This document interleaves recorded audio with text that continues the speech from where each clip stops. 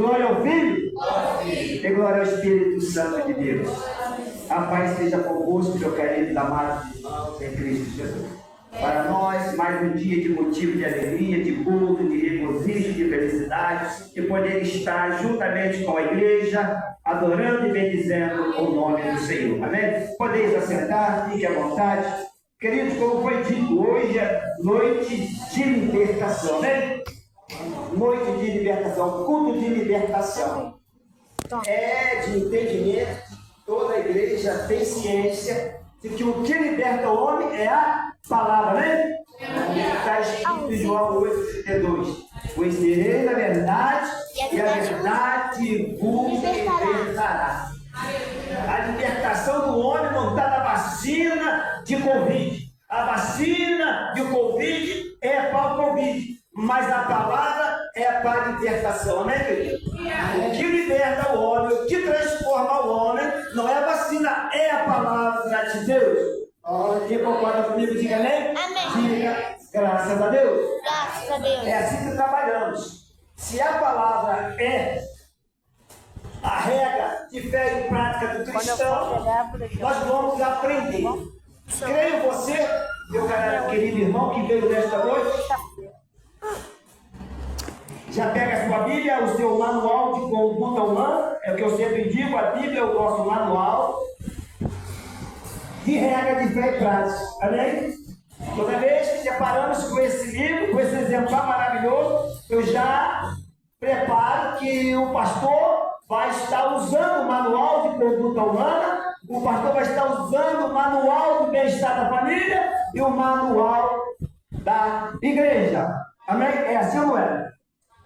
Então hoje, como é noite de libertação, palavra de libertação, palavra de conhecimento. Eu acabei de falar, conhecereis a verdade, e a verdade vai te libertando de toda a dúvida da fé cristã. Até então éramos enganados, aí então a gente outrora usava todo tipo de vento de doutrina, mas hoje nós conhecemos o verdadeiro evangelho fiel, puro. Amém, queridos? A palavra que nós vamos fazer menção se encontra lá no livro de João 5,39. Amém? João 5,39. Vocês já vão ver. Quem achou de amém? Eu quero fazer uma pergunta à igreja, irmão. Já que eu citei aqui que a palavra é a nossa ferramenta de trabalho, amém, querido? É assim, não é? Qual é a ferramenta de trabalho do cristão? É a palavra. Quem trabalha aqui tem a sua ferramenta de trabalho, né? Quem está trabalhando hoje aqui? Quem está trabalhando? Pastor Mauro é militar. Qual é a minha ferramenta de trabalho? Para defender o país, o fuzil, né? Como militar, eu uso o fuzil para defender a minha pátria e defender vocês de uma invasão, não é assim? Então, cada um de nós tem a sua ferramenta de trabalho. Se tratando do mundo cristão, se tratando de cristão, a nossa ferramenta de trabalho é a palavra. Amém, queridos? Todos acharam? O que é que diz lá? Em João 5,39? Examinai a Escritura, porque vós, amém, irmãos? Cuidais dela a vida eterna. E são elas que de mim testificam. Vou repetir mais uma vez. Examinai as Escrituras, é o que eu acabei de falar. A Bíblia é o nosso manual de regra de fé e prática. Examinai a Escritura, porque vós cuidais. Olha aí que maravilha. Eu e você vamos ter a cuidado de nela ter a vida eterna. E são elas que de mim testificam, assim diz o Senhor. Quem é que nós estamos testificando aqui nesta noite? A Bíblia está testificando de mim, de você? Está testificando de quem, igreja? Quando eu acabei de ler aí, está falando que de mim testifica. Ela está testificando de quem? De nós. Quando se fala em testificar de alguém, ela está testificando de quem? De Jesus Cristo, nosso Senhor e Salvador, né? Amém. Amém. O pastor tem um jargão que eu gosto muito de entrar na minha introdução. O texto, sem o contexto, vira pretexto para heresia e confusão. Deus complica, descomplica, depois explica porque complicou. A palavra de Deus é assim. muitas das vezes ela vem complicada. Muitas das vezes a gente não entendemos. Por isso que o tema da mensagem hoje é: já que eu e você abraçamos o Evangelho, eu creio que todos aqui são Evangelho, né? Quem é que está aqui pela primeira vez na igreja que ainda não é Evangelho? Levanta a mão que eu queria saber o meu alvo público aqui. Todos são cristãos do Evangelho? Dê um sinal assim, irmão. Quem é? Todos somos só. Brincadeira. Quem é cristão evangélico? Levanta a mão, sou pastor, fica sabendo. Quem é visitante a primeira vez? Eu não sou cristão evangélico ainda, pastor. Tem alguém que não é evangélico aqui no nosso meio? Amém. Então eu posso ficar tranquilo, amém? Então eu posso ficar tranquilo porque eu vou usar um estudo aqui que você que sonha, como eu acabei de falar, presta atenção, irmão. Eu sou cristão, eu sou evangélico, o pastor está me ensinando que a minha ferramenta de trabalho é a Bíblia, eu preciso ter um conhecimento, uma base bíblica para poder transmitir o evangelho puro, santo e genuíno. Assim? Não é assim? Para poder transmitir o evangelho dentro de você tem que ter um conhecimento, tem que ter uma base.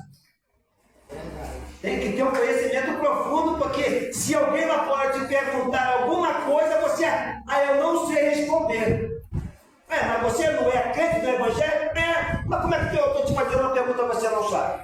Olha só, que perigo. Por isso é que nós devemos estar centralizados na Bíblia, para não sermos pegos desprevenidos.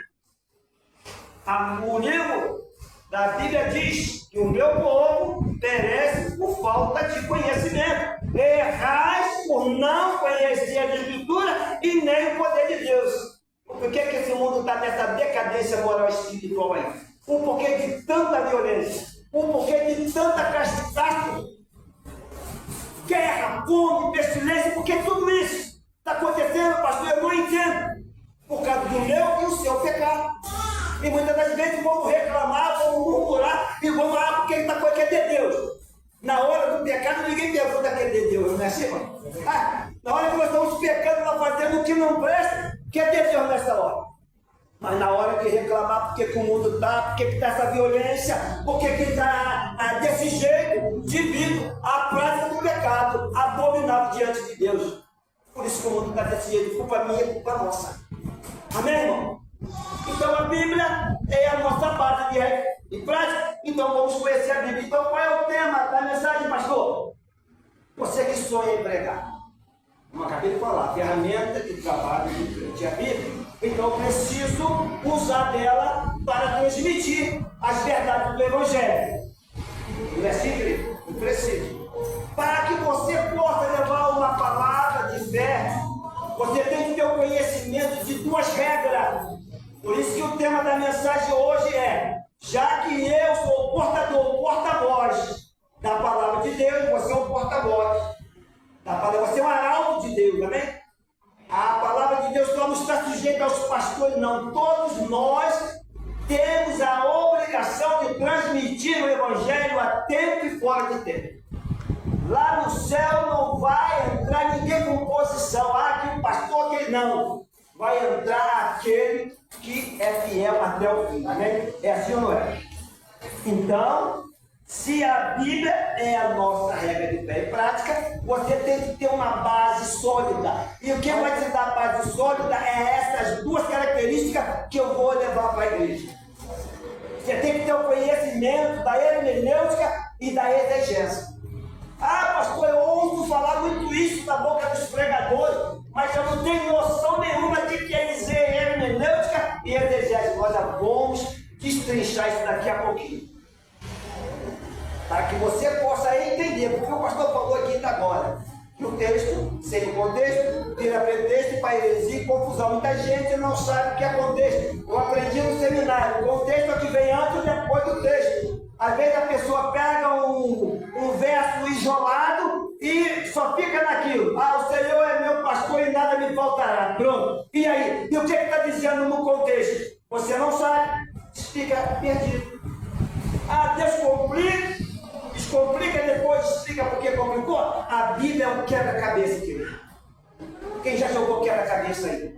A Bíblia é um quebra-cabeça. Você tem que saber juntar peça por peça e montar um esquema. E para que você possa entender isso, você tem que ter conhecimento da hermenêutica e exegese. O que eu vou dizer aqui vai Vocês vão até mesmo ficar abismados com o que o pastor vai trazer aqui, porque a minha área de estudo, a minha classificação é na hermenêutica da exegese, amém? Então o pastor está falando daquilo que eu tenho base, amém? Eu quero compartilhar com os irmãos. Por isso que eu perguntei, todos aqui são cristãos, todos aqui têm o desejo, a vontade de pregar. Amém, pastor? Esse desejo é essa, a minha vocação é esse, a minha vontade de pregar. Então você precisa ter essa base. Palavra é que liberta. Então, para você libertar alguém na palavra, você tem que ter uma base de conhecimento profunda, né? É assim ou não é? Quem concorda com o pastor diga amém? Então, nós vamos daqui a pouquinho estar tratando disso. Então, o tema da mensagem é exegese hermenêutica. O pastor acabou de citar aqui agora que é contexto. Qual seria o contexto, pastor, desse texto que o senhor acabou de falar aí agora, que está em João 5,39? O contexto para nos dar base, para vocês entenderem, está lá em 2 Timóteo 3,16. Porque toda a escritura, ela é divinamente inspirada, proveitosa. Olha só que maravilha, divinamente inspirada e proveitosa. Olha aí, irmão. Você vai tirar proveito dela daqui a pouquinho. Ela é proveitosa, já está dizendo. Se você prestar atenção em cada palavra, você vai montando o seu esquema, você vai montando o seu quebra-cabeça. Então a palavra de Deus, toda ela é divinamente inspirada, proveitosa para quê? Para ensinar, para ensinar, para redagir. Todo mundo fica pensando, toda vez que eu pergunto, o que é redagir? Outro dia eu falei aqui. Quando a Bíblia fala redagir, ela está mandando você replicar, ela está mandando você pedir explicação. Olha aí. Tá, redagir, mas qual o significado da palavra redagir? Isso pede explicação, pede uma réplica, pede me explica. É isso. Inspirada, proveitosa para ensinar, para redagir, ao mesmo tempo para corrigir. Olha aí que maravilha. Ao mesmo tempo ela vai te afagar, mas ao mesmo tempo ela vai te corrigir, porque nós já nascemos com a natureza abominável e pecaminosa. Amém, querido? Está vendo até as crianças aqui? Estão na inocência, né? Que maravilha aquela criança aqui. Mas no determinado, quando ela chegar aos 8 anos de idade, ela já começa a desenvolver malícia. Que isso, pastor? Eu tenho um filho de 8 anos.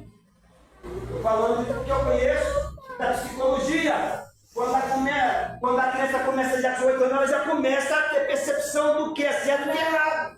Ela já sabe o que é mentira, ela já sabe, amém? Dali, até então essa criança ali, ela é inocente. Mas daqui a pouquinho, quando ela começar de 8 anos, você vai começar ela ter tendências a alguma coisa, ou seja, aí, mas nós, evangélicos, só batizamos com 12 anos, porque é uma regra da igreja, né?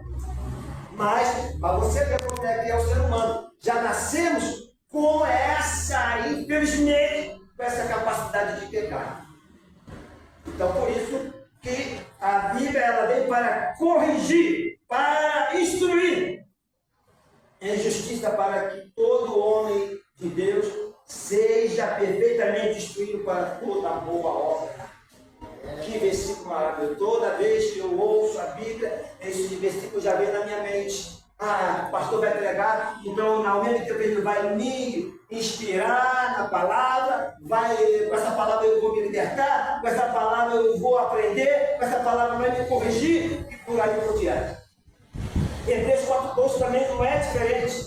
O pastor acabou de citar aqui, Hebreus 4,12, que a palavra de Deus é viva, é eficaz, é mais penetrante do que qualquer espada de 2 gumes, que penetra até a divisão da alma e do espírito e das juntas e medula. E é apta, olha só, ela é apta para discernir os pensamentos e a intenção do coração do homem. Amém? Entendeu? Diga amém, diga graças a Deus. Esse palma bem forte para Deus que ele merece. Esse palma bem forte.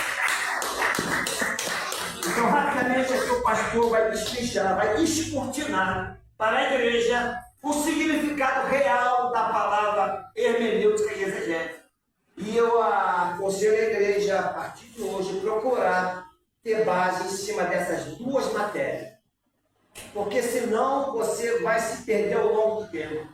Tem muita gente que não dá razão a isso. Isso aí é mais uma das matérias, irmão. Mas se você se dedicar a entender o que é entender, você vai ficar surpreendido. Você vai abrir um leque de conhecimento e você falar, ah, meu Deus, eu não sabia disso, eu era enganado. Amém? É uma recomendação que o pastor está dando. Anota aí, exegese e hermenêutica. Exegese e hermenêutica. Aí vocês vão entender. Aí como é que vai destrinchar, a mente vai abrir, você vai entender o que você está lendo. Porque a Bíblia é fascinante, irmão. E a Bíblia não está falando para mim nem para você. Ela não foi escrita para um brasileiro, ela foi escrita para um povo específico. Dentro daquela época e dentro daquele costume.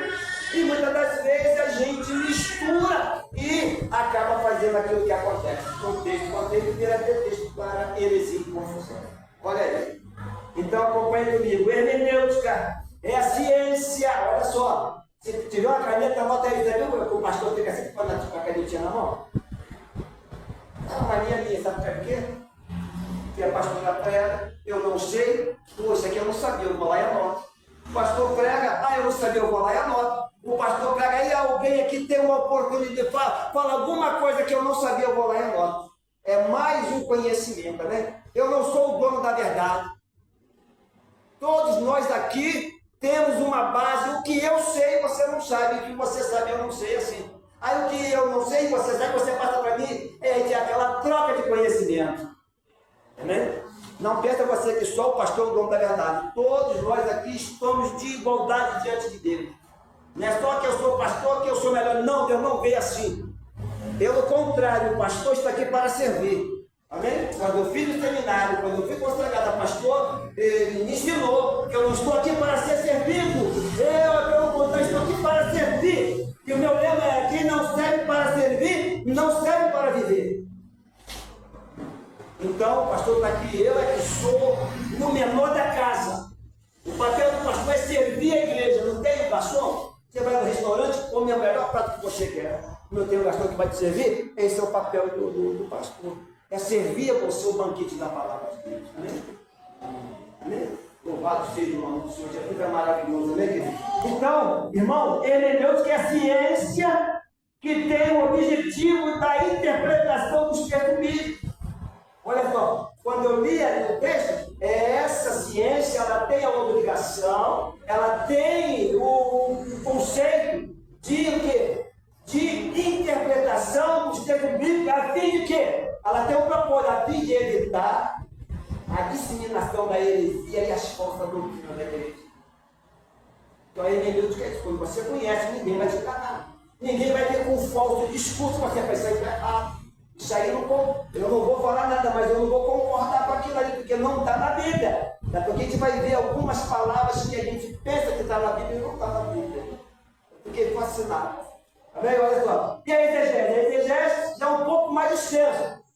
É o estudo da interpretação gramatical, da gramática, da letra gramatical e sistemática das escrituras sagradas.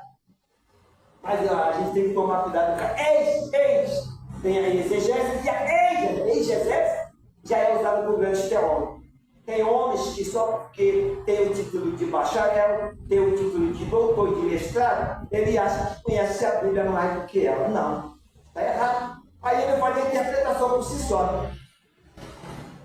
Não, eu conheço, eu sou doutor, então esse texto é do meu jeito. Não é do jeito dele. É do jeito que está escrito. Por isso que eu falei, tem um contexto. Como é que eu vou botar do meu jeito se tem um contexto que vai me dar base bíblica, né, pastor? Mas não, eu sou doutor, vai ser do meu jeito. E por isso que tem muitas igrejas aí com falso evangelho. Porque o cara se acha o tal, eu vou ensinar todo mundo, porque ele não tem conhecimento e vai cair na minha vaga. Cuidado! A Bíblia já recomenda que os falsos profetas já estão no nosso meio, porque tudo isso é sinal da vida de Jesus. Até aqui a igreja, entendeu?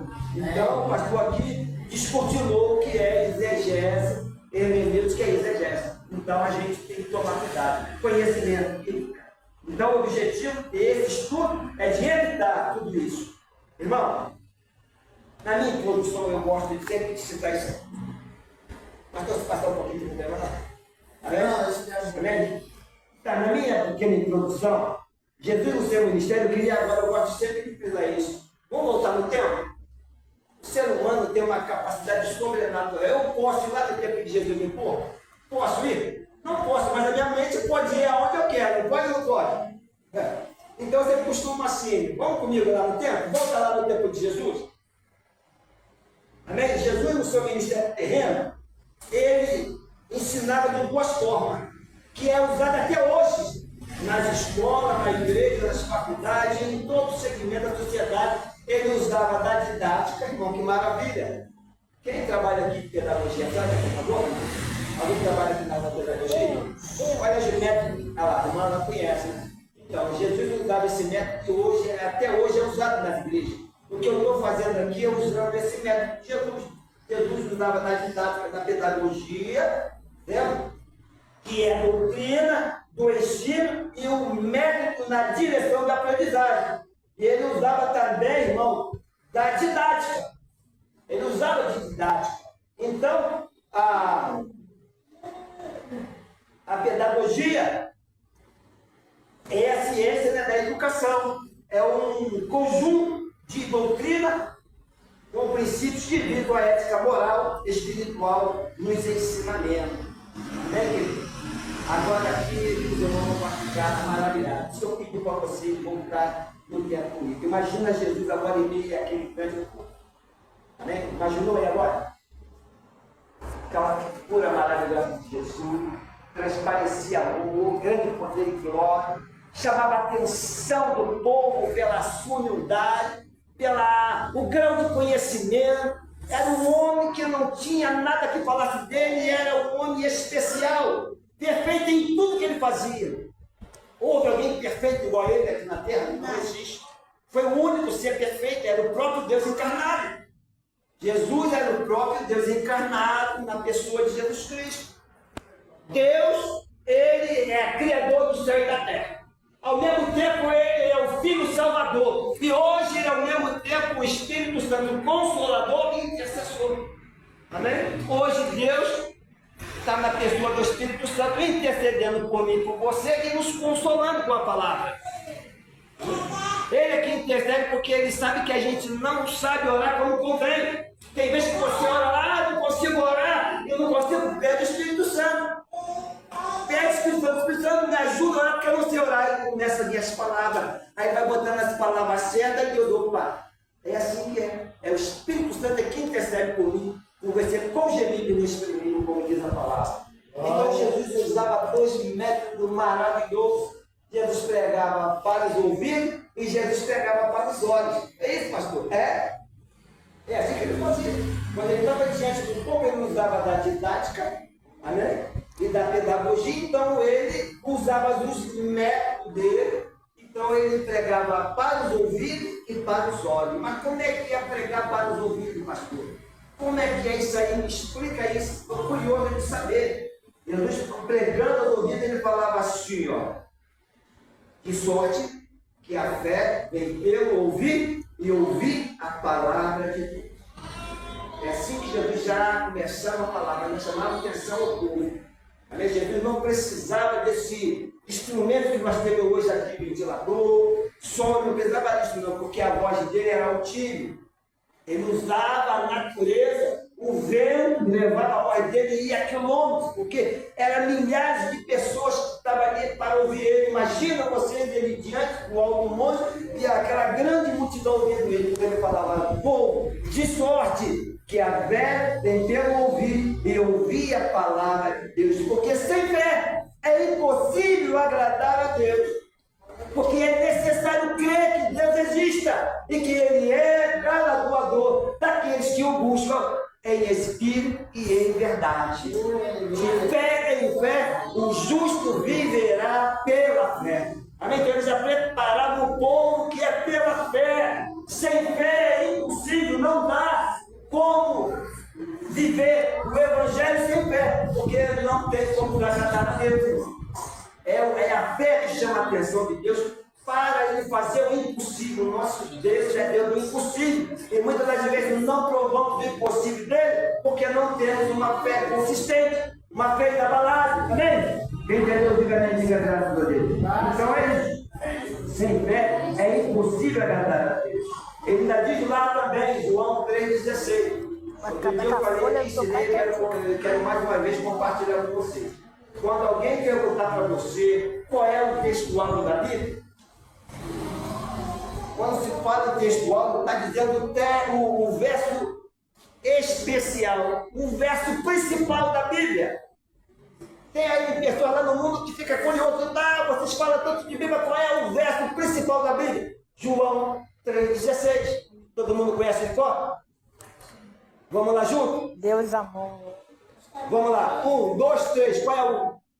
Porque Deus amou o mundo de tal forma e de tal maneira e deu o seu único filho. Jesus falando bem, meu testificando bem mesmo, que deu o seu único filho, para que todo aquele que nele crê não pereça, mas tenha vida eterna. Esse é o texto alto da Bíblia, é o verso principal. Se alguém perguntar, me diz o verso alto da Bíblia, você é João 3,16. Mata. Qualquer um que você entende? E até hoje, a vezes eu faço pergunta a ele.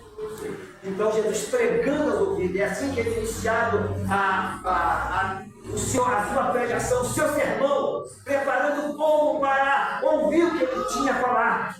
Então ele usava esse verso, outro verso que ele também usava muito, era o que está em Mateus 11:28. Vinde a mim.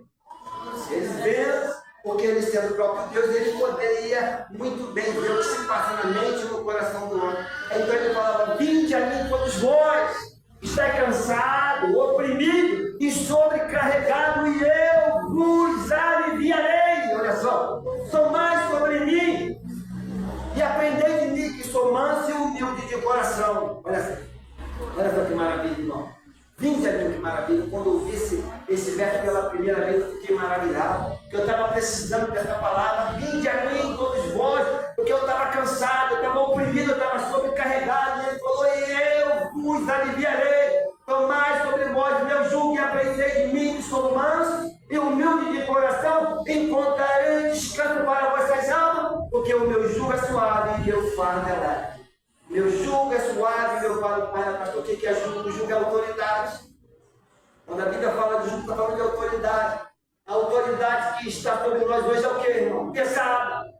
Está destruindo com o povo, amém, irmão? Não é assim? O que o PT está fazendo no Brasil? Se você não orar, se você não jejuar, se você não clamar a Deus, nós vamos perecer. É o papel meu e da igreja orar por essa nação. Não é reclamar dele, mas é orar pelas autoridades que estão em eminência. Então, o jugo quer dizer autoridade. Carga é fardo. Fardo quer dizer carga. Quem levou a carga mais pesada por mim e por você? Quem levou a cruz do Calvário? Quem levou o pecado da humanidade sobre seus ombros? Jesus, amém? Então ele usava esses dois métodos, ele pregando aos ouvidos, para depois pregar aos olhos, porque ele estava falando aquele que vem a mim, de maneira nenhuma lançarei fora. Aí Jesus pregando os olhos. E hoje não pode ser diferente, irmão. Hoje nós devemos usar esse mesmo método, pregar para os ouvidos e para os olhos. Sabe como é que Jesus pregava para os olhos? Com o seu bom exemplo, com o seu bom testemunho. Eles olhavam para Jesus e não via falha. Ele via as falhas nos profetas, ele via as falhas nos sacerdotes, nos levitas, nos apóstolos, via as falhas em tudo. Mas olhavam para Jesus e não via um erro, não via uma falha, não via nada que pudesse denegrir a imagem dele de tanta perfeição que ele era na terra. Né, querido? Maravilha. Homem perfeito, com toda a perfeição, ainda foi traído, né? Como pode? Andar com o homem mais perfeito, o melhor pastor que pisou nessa terra, e ainda foi traído. Se ele, sendo o próprio Deus, passou por isso, quem somos nós para reclamar de traição ou coisa semelhante? Amém? Amém? Quem entendeu, diga amém, diga graças a Deus. E as palmas bem fortes para Jesus mais uma vez. Então Jesus, pregando para os olhos, é isso, dando um bom testemunho. É o que nós devemos fazer também aqui na terra. Antes de pregar para o seu vizinho, pregar para a sua família, primeiro eu vou dar um testemunho. Eu vou mostrar a eles que realmente eu sou um crente fiel, zeloso e de boas obras. Que eu sou exemplo dos fiéis e eu alcancei a estatura de varão perfeito. Antes de falar qualquer coisa, de pregar para os seus conhecidos, até mesmo os teus vizinhos, dá bom testemunho. Quando eles veem o teu bom testemunho, aí você está pronto para falar, porque eles não têm nada que falar de você. Amém? Esse é o primeiro método missionário. Eu quero ser referência, eu quero ser um apóstolo de Deus, eu quero ser um representante de Deus aqui na terra. Seja de bom testemunho. Dentro de casa, no trabalho, na rua, onde você for, quando a pessoa olha para você, você é diferente. Por que você crê que você entra com Jesus? Amém? A gente que quer falar de Jesus, mas a sua vida não conduz. Não quer falar de Jesus para a vida, o que ele faz? Mente, bebe, fuma, faz o que faz, agora quer falar de Jesus. Peraí. Mas Jesus não. Jesus era perfeito. Então ele pregando para os olhos, ele dava bom testemunho. Ele pregando para os olhos, o que ele fez? Curou 10 leprosos de uma vez. Então ele fazia grandes sinais de prodígio e maravilha. Era ele pregando. Quando ele fazia aqueles grandes sinais, o povo via os milagres acontecer. Imagina curar 10 leprosos uma vez. Naquela época, a lepra era a doença mais perigosa. E ele curou 10 leprosos. Ele ressuscitava mortos. Ele expulsava demônio. Amém, irmão? Pregando para os olhos. Louvado seja o nome do Senhor. E o centro do ensinamento de Jesus não é diferença do nosso. O centro do ensinamento, isso aqui é uma escola, né? Por isso que tem as cadeiras, tem aqui o corpo. Isso aqui é uma escola.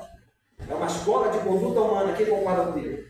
Uma escola de conduta humana. Na escola, lá você aprende as matérias, português e matemática. Aqui você aprende a boa conduta humana. Aqui você aprende a amar. Aqui você aprende a ser obediente. Aqui você aprende a ser perfeito. Aqui você aprende tudo aquilo que Jesus deixou para mim e para você.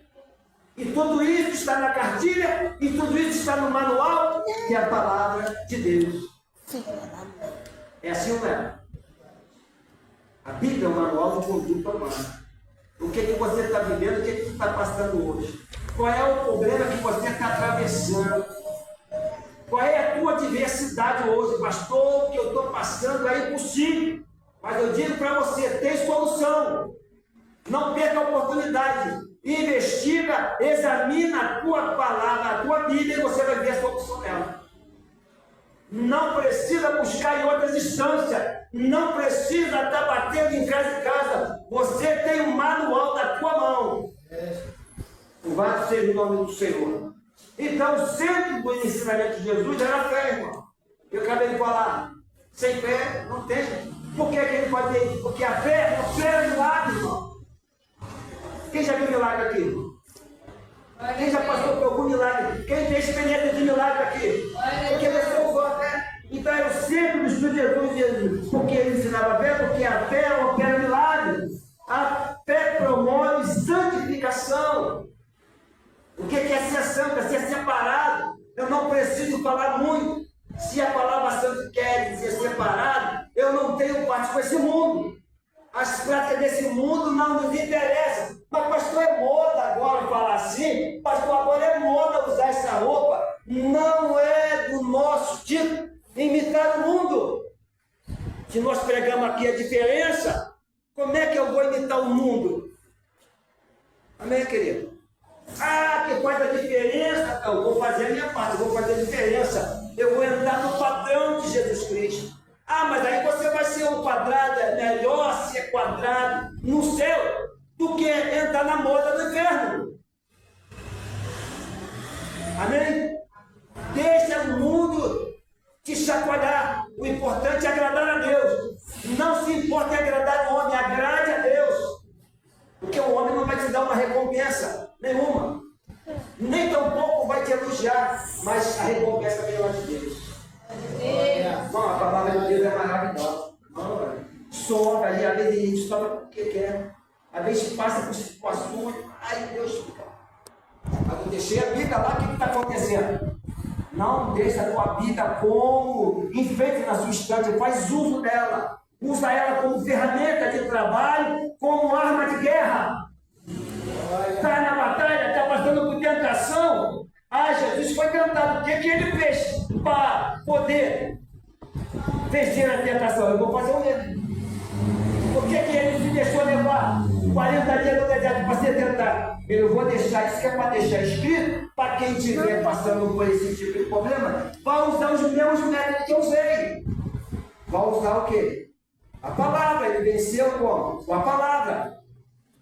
Resumindo, ele simplesmente deixou que o evangelho puro, santo e genuíno é um evangelho de renúncia. Coloque na tua mente, cristão, renúncia. Eu estou na igreja, renúncia, é assim que eu ando todo dia. Eu estou na igreja, eu estou crente, então é renúncia. Eu vou renunciar ao que meus olhos querem ver. Eu vou renunciar ao que a minha boca quer falar de mal dos outros. Eu vou renunciar ao que meus ouvidos querem ouvir piada. Às vezes estou ouvindo que eu ouvi piada, que eu ouvi coisa do mundo. Não, renúncia. Eu vou ouvir a palavra de Deus. A minha boca quer falar dos outros, quer falar mal dos outros. Não, eu vou renunciar. Eu quero praticar isso aqui. Não, isso aqui vai ferir a ética moral espiritual que Jesus comprou em mim. Não. Renúncia. Amém, querido? Coloca também de boa, bota na cara do teu coração. Já pode assim, renunciando a tua vontade que eu queria. Minha vontade hoje é tomar uma cervejinha, tá calor? Não. Eu vou tomar água gelada. É melhor ir também com Deus. É mais saudável. Hoje eu estou com vontade de fofocar. Eu vou lá pro Zap falar mal daquele irmão que pregou mal, aquela irmã que cantou mal, aquela dizia que... Não. Eu vou estar falando com Deus, não. Eu vou falar do amor de Deus. Glória. O ser humano é inteligente, sabe o sentido da palavra renúncia. Então já sei o que eu tenho que renunciar. Então a fé toma de santificação, a fé revela qualidades e dons de talento. Vocês viram aqui a jovem cantando? Que dom de talento? Tu vai apanhar. Toda vez que ela louva, minha vontade é ficar 5 anos na igreja, mas a gente tem que ter ética. Porque é unção. A unção faz a diferença. Quando a pastora prega, que unção. Quando o pastor prega, que unção. Todo mundo que vem aqui frente fala algo da palavra de Deus com unção. Com sabedoria, a unção faz a diferença. Então busca então a fé, ela traz unção. Louvado seja o nome do Senhor. A fé garante salvação. Esse é o prêmio. Esse é o grande prêmio. Todo mundo está aqui com o intento de salvação, né, querido? Louvado seja o nome do Senhor. Então, irmão, vamos aqui agora rapidamente. Vou descortinar rapidamente aqui para a gente terminar. Vamos agora. Eu falei da hermenêutica, né? A Bíblia, ela está falando para um conjunto de pessoas, para um tempo determinado. Imagina agora você no tempo de Jesus. Imagina você ali no seio do povo de Israel, sendo israelita, quando se fala de judaísmo, está falando-se da religião oficial do povo de Israel, né? Quando você fala que judeu está falando do judaísmo, o judaísmo nada mais é que é a religião oficial do povo de Israel, como é a nossa religião.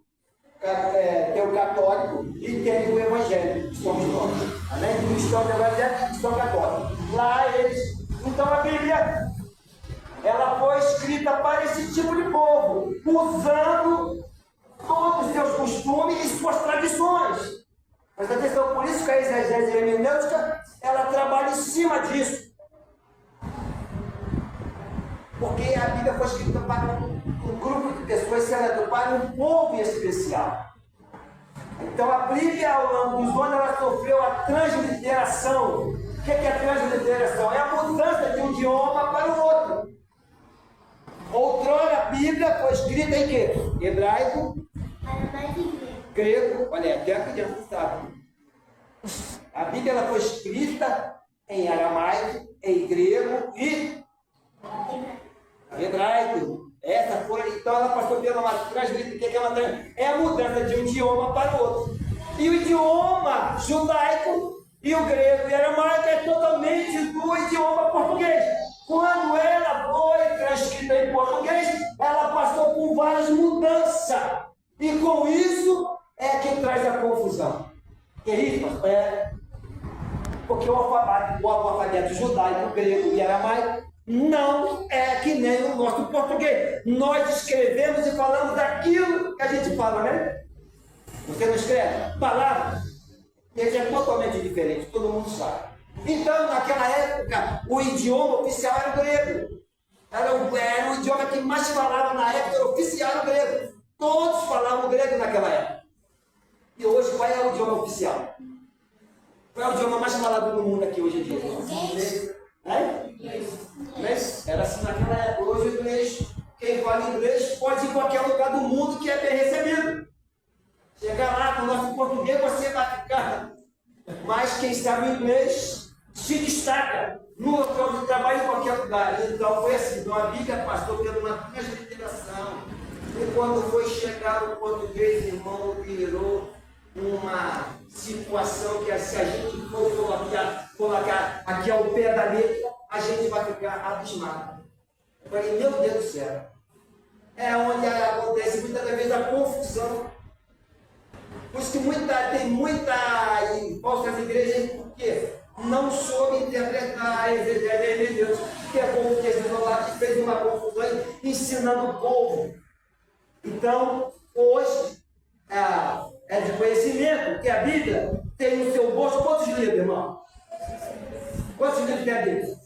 Olha aí, tem que estar uma 66 livros, assim, inspirado por Deus, como eu acabei de falar aqui. Inspirado por Deus, dado aos homens. Sendo que no ano de 1200 depois de Cristo, a Bíblia foi dividida em capítulos e versículos, para que pudesse entender melhor, porque o judaísmo, eles não têm, eles escrevem da direita para a esquerda, e eles escrevem direto, não tem pontuação que nem a nossa. Ponto, vírgula, não tem. Eles escrevem, e o grego também. Aí é onde que veio para o português, e quem fez a interpretação, mas como é que a gente vai botar isso aqui na Bíblia, se na Bíblia judaica, na língua dos judeus, está dessa forma, e no português não tem como a gente, como é que a gente faz? Aí bota qualquer coisa, irmão. Aí bota qualquer coisa, foi assim. Então, sendo que no Antigo Testamento foi escrito, como eu falei, aramaico e no hebraico, com 39 livros, né? O Antigo Testamento ele foi escrito só em aramaico e hebraico. Depois do Novo Testamento, né? O Antigo tem 39 livros, já o Novo Testamento foi escrito em grego, com 27 livros. Amém? Lembrando que na hermenêutica, que na exegese, descobrimos que no Evangelho, o que é Evangelho sinótico, irmão? Quando alguém perguntar para vocês o que é Evangelho sinótico? Hein? Evangelho sinótico quer dizer Evangelho semelhante. Quais são os evangelhos? Mateus, Marcos, Lucas e João. Quando se fala em Evangelho, está se falando nesses 4 livros. Amém? Sendo que João não tem semelhança. Só quem tem semelhante, quem é semelhante. O que está escrito em Mateus tem algumas passagens em Lucas e Marcos. Agora João não. O livro de João, ele não é semelhante aos 3 livros. Amém?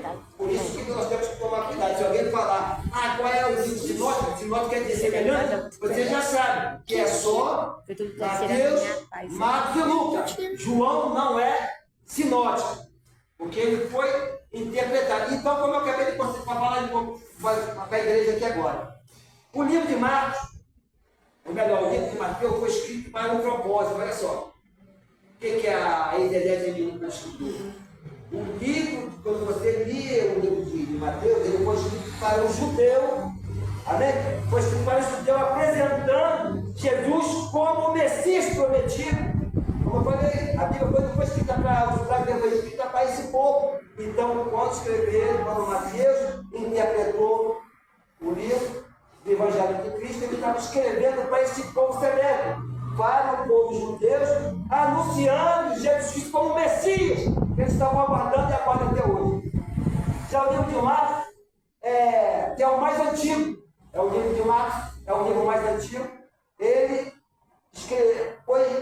escrito para os romanos. Quem é que naquela época tinha dominado toda a Europa e a Ásia? Eram os romanos, né? Então Marcos estava escrevendo para esse tipo de povo, para os romanos. Com qual intenção? Anunciando aos romanos que Jesus era o Filho de Deus. Então, toda vez que você for ler esse evangelho, você já vai ver que ele está dando aqui uma interpretação e já sabe para onde vai te levar. Então, isso, o livro de Marcos foi escrito para os romanos, anunciando a Jesus como Filho de Deus. E o livro de Lucas foi escrito aos gregos. Olha aí, aos gregos, anunciando Jesus Cristo como Salvador do mundo. E João já foi escrito para a igreja, para os crentes da atualidade, para os cristãos daquela época, anunciando Jesus Cristo, Filho de Deus e Salvador do mundo. Então, lembrando sempre isso. Aqui, irmão, é que eu queria que o irmão prestasse atenção. Já que a Bíblia passou por tudo isso, ela também tem uma porção de figura de linguagem. Ela usa de paradoxo. Ela usa, irmão, de paradoxo. O que é paradoxo, pastor? Paradoxo são, olha aqui, paradoxo são duas expressões idiomáticas, segundo o nosso dicionário, são recursos da fala e da escrita que ganham novos sentidos por rotativos, aplicados no contexto específico. É aí onde acontece o querido. A Bíblia está cheia de paradoxos, ela está cheia desse tipo de escrita, e a gente às vezes pega um texto e não entende. Sabe por que o pastor falou ali agora? Que Deus complica, descomplica e depois explica porque complicou, porque a Bíblia está cheia disso. Você lê um texto, ela está usando de paradoxo, está usando de um sentido figurado. Mas rapidamente, dá um exemplo de paradoxo aqui. A gente usa isso no dia a dia. Paradoxo, quando eu falar assim para alguém, pô, você é um amigo da onça. Todo mundo entende, né? Se eu for fazer uma fofoca para você, poxa, aquele vizinho aí é um amigo da onça. Todo mundo vai entender, não vai entender? A Bíblia está cheia de gente que sabe.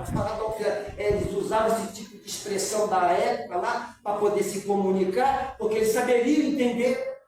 O povo está usando a palavra do tempo deles, está usando a tradição deles. A Bíblia está cheia desse tipo de comunicação, eles não sabem. Está cheio de situações. Então, o paradoxo, ela usa de paradoxo, ela usa de prosopopeia. Ele é um falar de prosopopeia. Até isso a Bíblia está cheia. Mas que negócio de prosopopeia, irmão? É uma figura de linguagem em que o orador ou o escritor empresta sentimentos humanos e palavras a seres inanimados, animais. E por aí, dá um exemplo, quando você fala, a Bíblia está cheia disso, as pedras clamariam. São, está dizendo olha aí, a pessoa for pedra, clamar, não vai entender que a Bíblia está usando. O povo judeu, eles eram muito, aqui vamos dizer que aqui a gente entende piadista. Aqui a gente aqueles caras que contam piada. Eles, na cultura deles, eles não usam piada, eles usam esse tipo de expressão para se comunicar. E para a gente aqui é piada, para eles é normal. Olha só, e quando a gente lê a Bíblia, que não entende isso aqui. Irmão sabe que para a gente é uma piada, mas para eles é uma palavra séria. Não é muito extenso, né? Para terminar. Olha só como é que é. Como a Bíblia está cheia disso, temos muitas das vezes jargão de pregador. E não está na Bíblia, irmão. Se eu vou dizer alguma coisa, eu não vou entrar mais no mérito da questão, porque é muito bom. Jargão de pregador. E você pensa que está na Bíblia, não está na Bíblia. Uma delas, o cair do homem, mas é o levantar de Deus. Não está na Bíblia, jargão de pregador. E muito pregador, onde é que está na Bíblia? Procura, não está na Bíblia. É o que eu falei. Era um paradoxo, eram idiomas que eles usavam. Aí, como o homem não conhece, não tem interpretação, ele inventa ele pegou um texto e viu, e comparou e botou isso aí e virou jargão de pregador. Eu caía no óleo e eu levantava de Deus. Não está na Bíblia. Tem gente que prega isso e não está escrito na Bíblia. Outra, eu achei, o diabo veio para matar, não é o diabo que veio para matar. Olha aí. Outra, jargão de pregador. A Bíblia não fala que foi o diabo, o ladrão veio para matar e roubar. Aí, vamos botar o diabo. Tudo isso são vícios de pregador. Outro, quem não vem pelo amor, vem pela dor. Não está na Bíblia. Já pensado sobre isso, né? Quantas das vezes a gente ouve isso? Porque pegou o texto isolado e ele inventou. Agora eu vou juntar isso daqui e vou dizer que está na Bíblia. Não está na Bíblia. Outra, não cai uma folha da árvore. Não está na Bíblia. Não é engraçado? Não cai, irmão, não cai, está na Bíblia. Fala assim, está na Bíblia, não cai uma folha. Não cai uma folha da árvore se não for na permissão de Deus. Não está na Bíblia, já falou tudo isso, tudo isso de figura de expressão idiomática de um homem inventou, porque eu falei que a Bíblia passou por uma transliteração, quando chegou no português, a gente bota o que quer. Aí aqueles grandes teólogos da época falaram, como é que a gente vai botar no português aqui? Se no hebraico não tem uma palavra semelhante. Bota qualquer coisa aí. Quem quiser que entenda do nosso jeito. É exagero, né? Aquele que se achou tal. Então, por isso que a gente precisa ter essa base daí. Amém, querido? Então, noite de libertação. Libertação e pastor, então agora já sei que ninguém vai me pegar desprevenido. Eu vou buscar estudar essas duas matérias, que é para mim estar inteirado, que é para mim não estar ouvindo a abobrinha e acreditando que aquilo é verdade. Isso é libertação, conhecimento básico. É muito extensa essa mensagem aqui, mas eu vou contar por aí, até aqui os irmãos entenderam, irmão? Amém.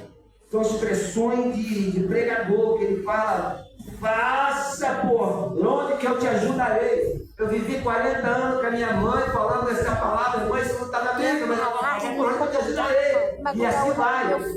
Quem tem promessa não morre, não está na Bíblia. Aí todo mundo acredita, olha, não tem promessa, Deus falou que eu vou ser um negócio, então eu não vou morrer. Aí morre a pessoa, poxa, ele falou que está, olha aí. Não, querido, a verdade é que a gente quer dar um conselho, olha, se dá um conselho, você tem promessa, todo mundo vai morrer. Aí a pessoa acredita, não, o pastor falou que eu tenho promessa e não vou morrer. Não está na Bíblia.